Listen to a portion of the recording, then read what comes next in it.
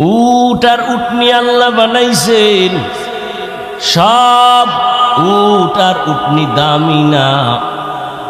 রহমতের নবীর সাথে যেই উট সম্পর্ক রেখেছে, সফরে সফরে ওই উট জান্নাতে যাবে। সালেহ আলাইহিস সালামের সাথে জমিনে অনেক মসজিদ আছে, সব আমার আল্লাহর ঘর। তবে বাইতুল্লাহ মক্কা নগরীর ঘরটা বড় দামি। পিপিলিকা আপনাদের আশেপাশে অভাব নাই, তবে ওই পিপিলিকাটা দামি। সুলাইমান নবীর সাথে সম্পর্ক করেছে, আল্লাহর জান্নাতে যাবে। দেখছেন নি কারবার? আপনারা না বলেন সৎসঙ্গে স্বর্গবাস। একটা কুকুর জান্নাতে যাবে কি? ওর জান্নাতে গেলেও কি না গেলেও। একটা পিপিলিকা জান্নাতে যাবে, তো জান্নাতে গেলে কি না গেলে কি? এগুলো কেন আল্লাহ মানুষকে বুঝাচ্ছেন? একটা পিপিলিকা যদি সৎসঙ্গের কারণে জান্নাত পেতে পারে, তুমি মানুষ কেন পাইবা না? আতরের দোকানে গেলে তুমি আতরের ঘ্রাণ পাইবা, বাথরুমের কিনারায় গেলে তুমি বাথরুমের গন্ধ নাকে পাইবা। আল্লাহর প্রিয় বান্দাদের বন্ধু হয়ে যখন চলবা, তোমার জান্নাতের পথ ওপেন হতে থাকবে। আল্লাহ বলেন, এই মানুষ আমি দামি বানায় দিলাম। সব মানুষ দামি না। আপনাদের পাটকেল ঘাটা বাজারে কুকুর ঘুরে, সারাদিন বাজারে ঘুরে, কোনো দাম নাই। তবে যেই কুকুর মালিকের শিকল গলায় লাগাই, সেই কুকুরের দাম বেড়ে গেছে। খোলা আকাশে পাখি উড়ে, কোনো দাম নাই।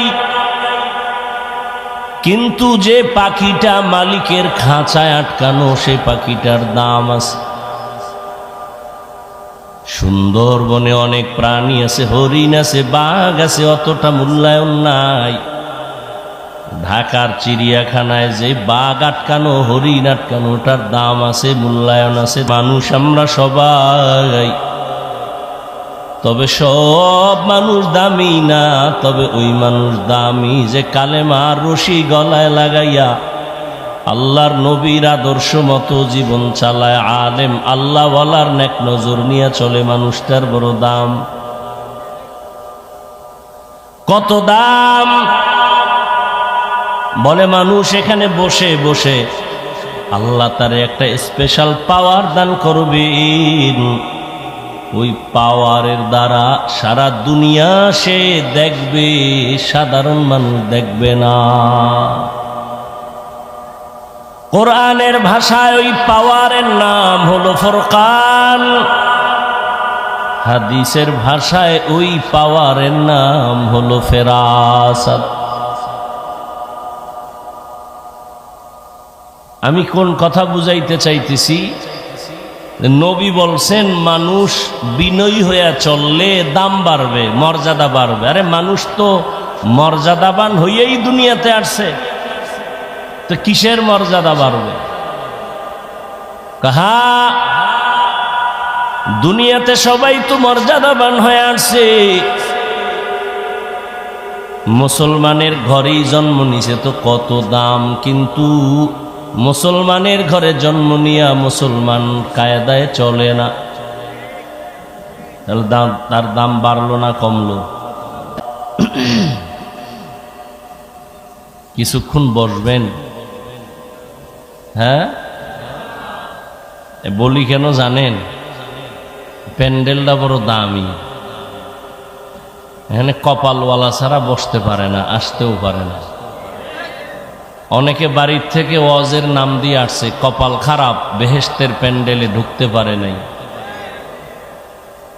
আবার একদল প্যান্ডেলে ঢুকছে, তার কপালটাও ভালো না, মোবাইল সামনে রেখে কলবের দরজা বন্ধ করে দিয়েছে।